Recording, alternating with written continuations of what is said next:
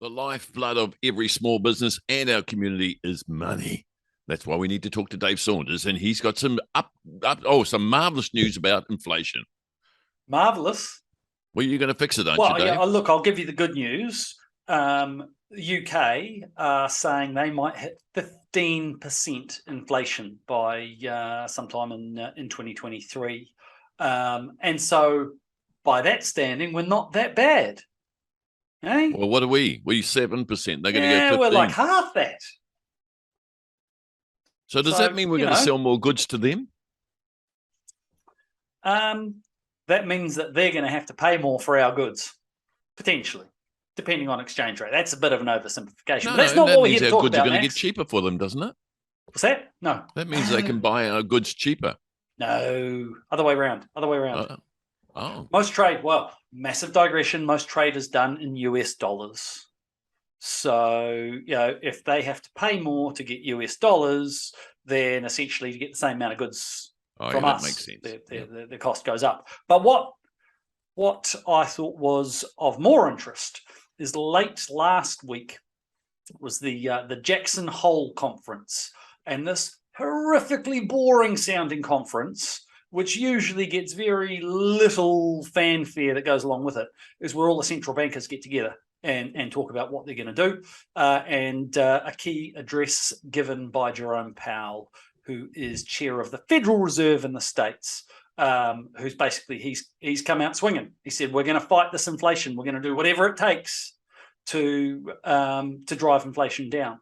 And as we have discussed before, Max. What does that mean, Dave? Well, what are they likely to do? One thing, he's come out saying some really strong words, hoping that that's going to spur people into action.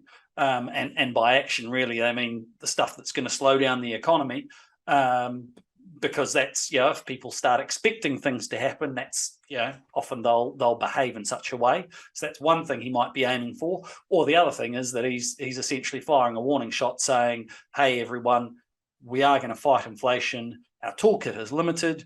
Therefore, interest rates are only going to carry on going one way. Whoa. Jeepers, I don't know what, I think I've read somewhere, Dave, that like housing mortgages are our biggest worry in New Zealand, but what about the rest of the globe? Are they at the same situation? So New Zealand's housing is one of the most overinflated in the world. In fact, I think it is the most overinflated in the world. Vancouver is number 2. Lots of other countries have experienced the similar ridiculous takeoff in property prices that New Zealand has over the last few years, and that's been driven by largely cheap credit. However, it's not necessarily as bad. Now, Dave, what's it mean by US increasing their interest rate? How will that affect New Zealand in any way? Yeah, look, I mean, at the end of the day, if the US, if they sneeze, we'll catch a cold. We're a small player that relies on overseas trade, and as we saw in the GFC, sure, we were a little insulated from what happened there, but when their economy turned to custard, it dragged us down too. So if their interest rates go up and they go off the boil, even if we manage to do everything here, if we manage to keep the wheels turning in New Zealand, we'll feel it. We'll get an effect. Dave, does that mean that to purchase American dollars is going to be more expensive, or is it going to be cheaper? Oh, now we're starting to get into a difficult question, Max. But it depends.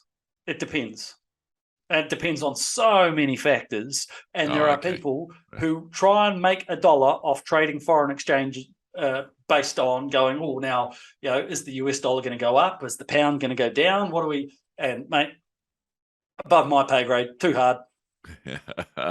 I got to admit that I made a mess of things too by trying to gamble like that. But it is difficult. But that's a long time ago. But I've learned a lesson. Don't mess with foreign money. That's for sure. All right, Dave, thanks very much. That's very insightful. And look, I think you can keep an eye on that and keep us updated, because we don't hear from it in the mainstream media. We only hear it from Dave Saunders.